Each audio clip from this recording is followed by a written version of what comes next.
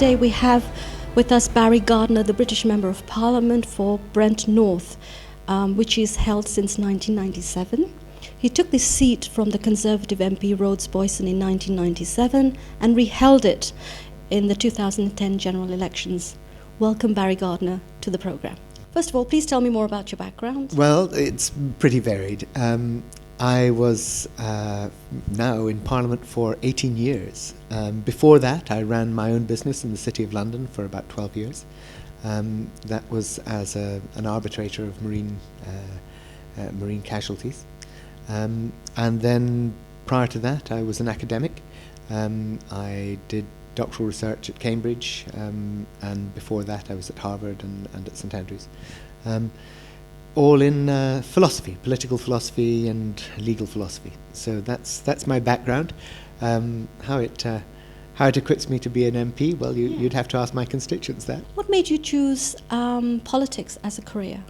I didn't choose it as a career. It was really anger that made me get involved in politics. I was actually going to be a priest, and what happened was I was living in a slum housing community in Edinburgh. If you've ever seen the film Trainspotting, that was written about the area that I lived. So it was 80% male unemployment, lots of domestic violence, drug abuse, hardly any local amenities. And one evening we opened our evening newspaper to find that our own homes had been put up for sale by the local council. So 718 homes were simply sold from under the people living in them, and they hadn't had the courtesy to tell us what was happening. That got me very cross, and it made me decide that either I would shut up, I would get on with my life and never complain about politicians again, or I had to get involved. And I actually went from there over to Harvard, where I had a John F. Kennedy scholarship there. And I came back to Cambridge to do the doctoral research.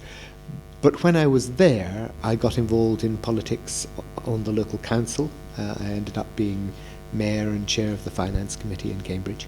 And then ultimately decided I would look for a parliamentary seat. You've created the first MP's online surgery in the UK. This system is designed to give you or your constituents a quicker, cheaper and more eco-friendly way of contacting your MP. Please tell us more about it. Well, really, it's in an electronic age, you need to be accessible to your constituents in as many ways as possible. And so this was something that we did really to encourage people when they were on my website. If there was an issue, if there was something that they needed to get done, then they could get really instant access to put in a letter or an email through the website that simply said, I have a problem of this nature, whatever it would be, and please can you help? And then that comes into our system. We then answer that and ensure that we get a response out to people. I have to say it's very difficult coping with all the emails that we get in now.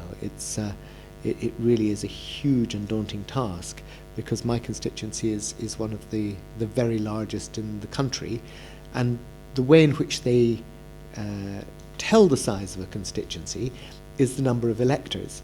But of course in Brent North we have many people who are not on the electoral register. So the number of problems I get from people who actually can't vote is really very high. So we have a lot more casework. So was it worth having this system that you developed? Look, it's absolutely worth having the system, because you have to be accessible. The point is, you are there to serve your constituents. Now, people nowadays expect that to be done not simply by holding a surgery once a month. I hold regular surgeries in the constituency so that people can come and see me face to face. I also hold visa, asylum and immigration surgeries, because in my constituency, obviously, many people have issues that they need to get resolved. Sometimes family visits, people coming over from abroad to visit them. They're British citizens here, but a marriage or a death sometimes, and we need to get relatives to come and visit. and that can sometimes be a problem. So I hold those surgeries specifically without people having to make an advance appointment, because, again, very often people who are coming to those surgeries may not have very good English. They don't feel comfortable phoning up in advance and speaking to somebody on the phone and saying, can I make an appointment? So that's the way we do it, and it's just about being accessible. And do you speak any Indian languages? No, I once tried to give a speech in Gujarati, and I have to say that once I'd finished, a friend of mine who was in the very back of the audience texted me, so I got out my phone and read this text, and he said, "Where did you learn to speak Gujarati with a Russian accent? Never ever do that again." So I took his advice. Okay.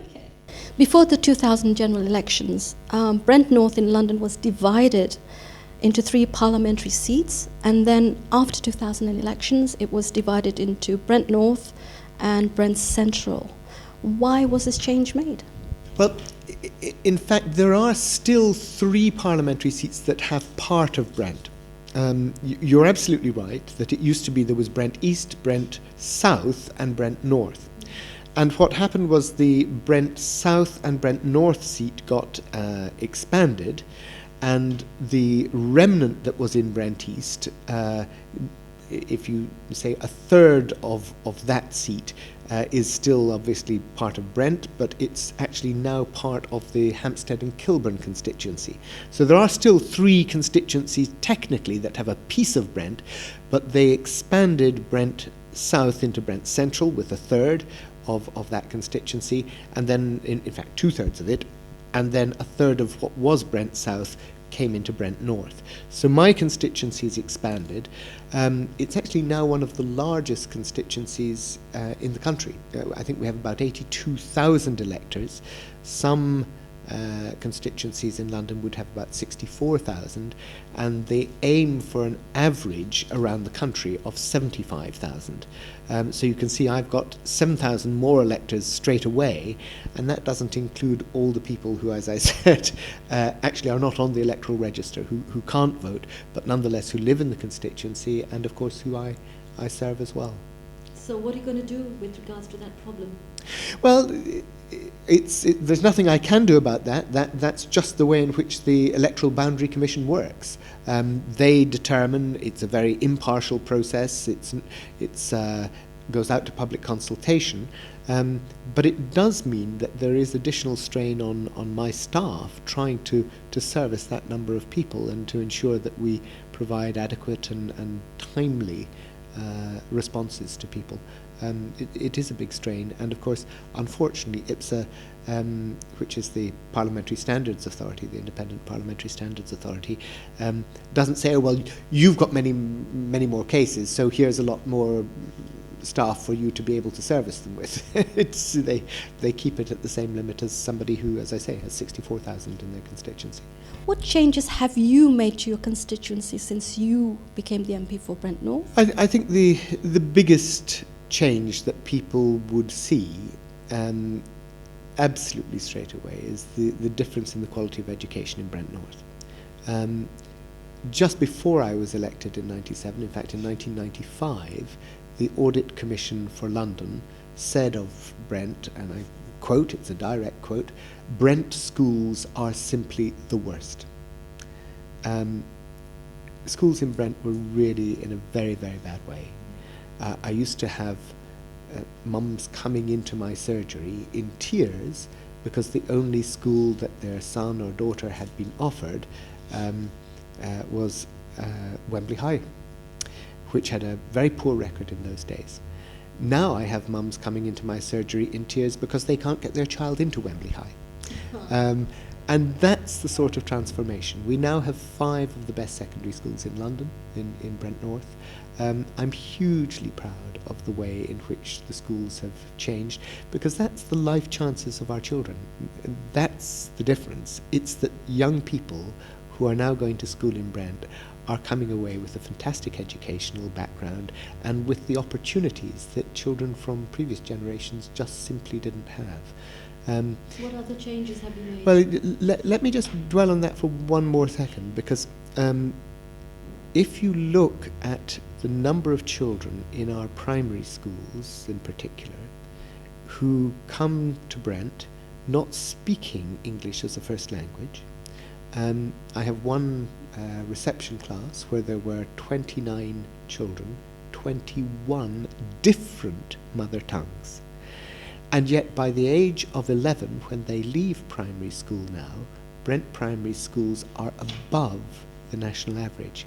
Now that is a fantastic achievement, because it means those children who start with real linguistic disadvantage in being able to access education in the first place are actually leaving above the national average.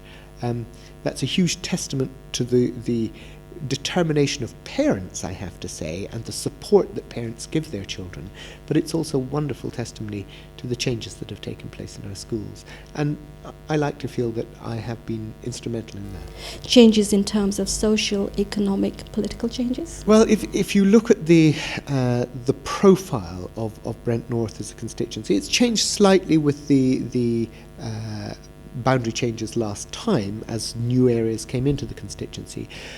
But on the whole, I think what you see is a pattern that would suggest that the constituency has become wealthier during the time that I've been the Member of Parliament there. But the really important things are the ways in which people are able to access services. And I would point out the changes in the health service. Now, latterly, I know this is not a party political arena, but really the changes that we made within the health service in Brent were again really tremendous, because when I came in as the Member of Parliament, that was a time when the previous government had just closed down Edgware Hospital, when there was real stress on Northwick Park. And we did transform that so that the waiting times, which had been 19-hour waits back in 1997, were down below 4-hour waits. Now, unfortunately, they're back up again, and actually Northwick Park is now the worst in the country for waiting times, as a direct result of the steps that this government has taken and the failure to, putting in this top-down reorganisation. The closure of the A&E department. The closure at the A&E department in Central Mid. It's been absolutely disastrous. And one of the things that I've had to do all the way through this government's tenure is to fight what they've done. 2 years ago, I warned that if they were going to close down Central Middlesex, there were good clinical reasons why a major A&E centre actually can deliver better results. And I said, look, I understand that, but if you're going to do it, what you have to do is you have to get the new one up and running, proving its worth, proving it can do that, before you ever think of closing the others. Of course, they didn't do that. And that's been really damaging to my constituents. Why was West London targeted for the cuts? Oh, it's look, this is not the arena for a party political spat, and I don't want to sort of drag your programme down into that, but it has been deeply political.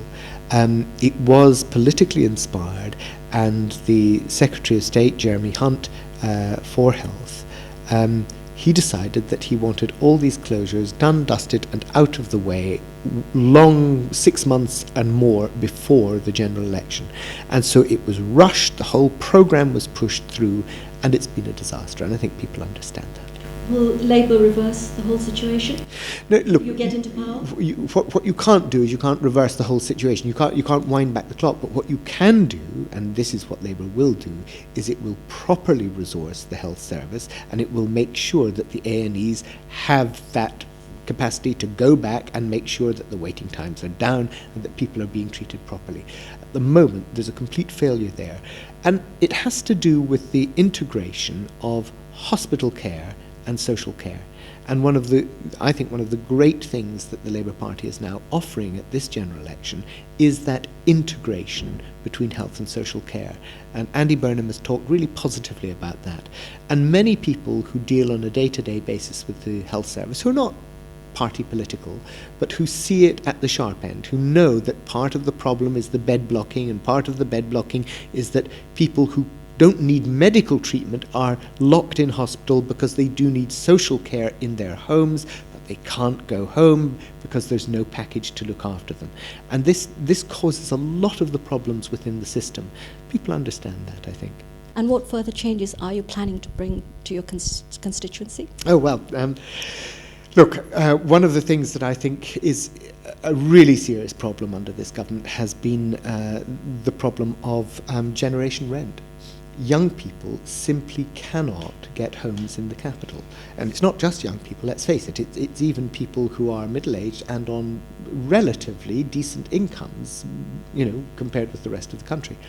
But the property prices in London are now absolutely prohibitive, and we really do need to do something about rent control. We really do need to look at managing the way in which landlords are abusing the system at the moment, and these are the issues that I think... But more social housing is needed as well. Oh, absolutely, and of course that's one of the reasons why in the Labour Party we've committed to by the end of our next term in government to building 200,000 new properties a year. Now that's a huge commitment, but we need to do that because you're right, it is about supply and demand. Yes, it's about controlling the abuse, but it's also about creating the supply of homes that is going to enable people to lower the prices, because you know what's happening in London. Investors from outside, often actually from India, often from China, yeah, absolutely, and from Russia.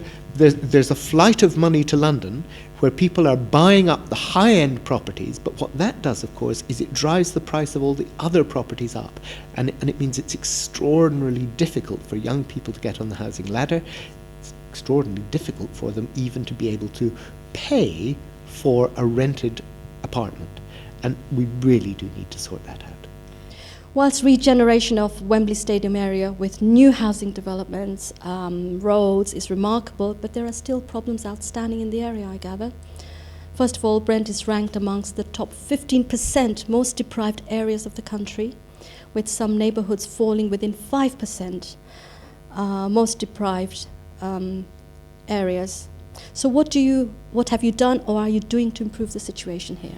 You're right, that's in Brent. It's actually mostly not in Brent North, which is my constituency. So if you look across the A406 to Harlesden and Stonebridge, those are the pockets of deprivation as you've described them. In Brent North, I have, I suppose, relatively speaking, the more affluent part of Brent, and there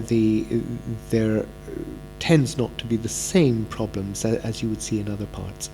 You have a large multicultural population, and Asians in particular have made Brent their home.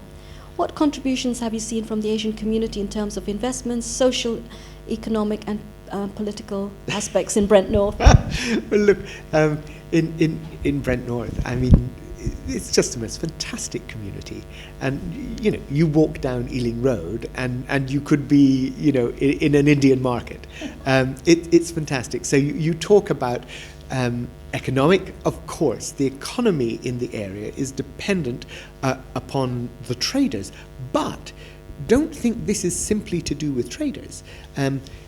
What we're talking about are some of the most entrepreneurial and go-getting people that you can imagine. The Gujarati community is noted for this historically, as being not just traders, but as being the professional classes. And this is the way in which parents have really ensured that their children do well. I mean, parents who came here with nothing in their pockets, literally some of them, with absolutely, after all the sort of the disastrous Idi Amin, the expulsions in East Africa. What happened was people came here, sometimes literally with nothing in their pockets, and they have worked not for themselves, but to make their children's lives better than theirs were. And their children are now accountants, pharmacists, dentists, doctors.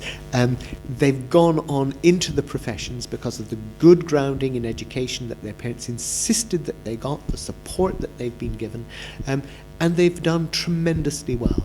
And so it's not just economic, though. You go from there and you say, well, that's also about education. It's also about culture and values. and nobody can attend as many Navratri festivals as I do in the year, because I go to about 3 a night. And Indians have also made inroads into the political system. We see MPs now have taken, their seats. Well, we need to see many more. I would like to see a good many more Indian and Hindu MPs coming into Parliament. I'm hoping that my good friend Uma Kumaran will do that for Harrow in the neighbouring constituency there. But of course, what we want to see is a Parliament that reflects the people that they serve. So we want that diversity to be here in our Parliament as well. And I'm really proud that the Labour Party leads the way here in Parliament, both in terms of the number of women that we have, but also in terms of the number of different ethnic minorities. So how important is the Asian vote for you personally? Oh, look, every voter is important to me. It's not about... I think politicians make a big mistake if they think that they can block votes and say, well, that vote is an Asian vote, that vote is a Hindu vote, or that vote is a Jewish vote, or that vote is a white Christian vote. Look, people are different. It's insulting to talk of people in those blocks. I'm delighted for every person in my constituency who believes in the values that I stand for, who thinks that I represent them well in Parliament, and who wants to vote for me. But if I were to go around thinking, oh, well, I can take their vote for granted because they happen to be in that block, or I'm never going to get that, people are much more intelligent than that. They make up their minds, and people from different communities disagree. So you will have Conservatives in all different ethnic groups, in all different religious groups, just as you have Labour supporters and other political supporters. The key issue for me is not to start trying to sort of stratify my constituents into blocks. It's to make sure that whenever a constituent gets in touch with me, they have a good experience, that they feel that I have served them well, and that I've served them with integrity, and that I've represented them properly. Now, sometimes they will disagree with me, sometimes they'll agree with me, but what they have to know is that I've given them my best judgment in a situation, and I've tried to help them in the best way I can. In light of the recent Paris attacks, what has been the reaction from the Muslim community in your constituency? Look, the Paris attacks were absolutely appalling. I think they have destabilized everyone. And I think as a community we are particularly sensitive to this in Brent, because we are such a mixed community. And it's not just the Muslim community that feels concerned about this. It's actually the Jewish community feels very, very uneasy as a result of those attacks, because of course they were specifically targeted in Paris. They feel really under threat, and of course I have a large Jewish constituency as well.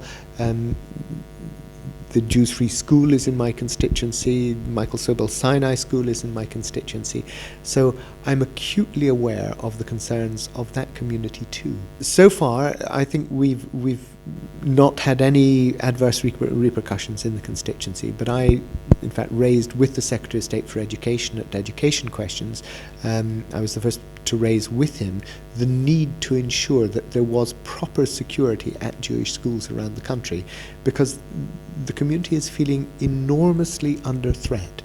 And I do think we have to recognise that when you see these appalling terrorist attacks, I mean really vile, barbaric attacks, and then you see people boasting that they are going to try and come to the UK and do these things here, that's when all of us should be deeply concerned.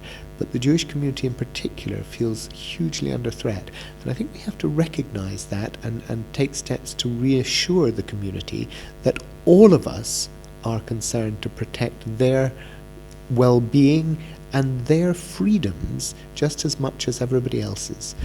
It's a minority of the Islamic community that are into this terrorism issues. The majority are peace-living, people. Of course. Look, most Muslims that I know don't even like to dignify these people with the name of Islam.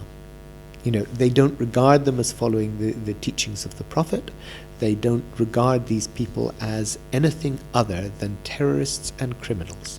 And it's really horrible to see the way in which there is a perversion of the religion, and the way in which it's beginning to infiltrate into young people, and young people are taken up, I don't know what. Thank you, Barry. Our conversation continues, but we have to go for a short break now, so we will see you shortly after the break.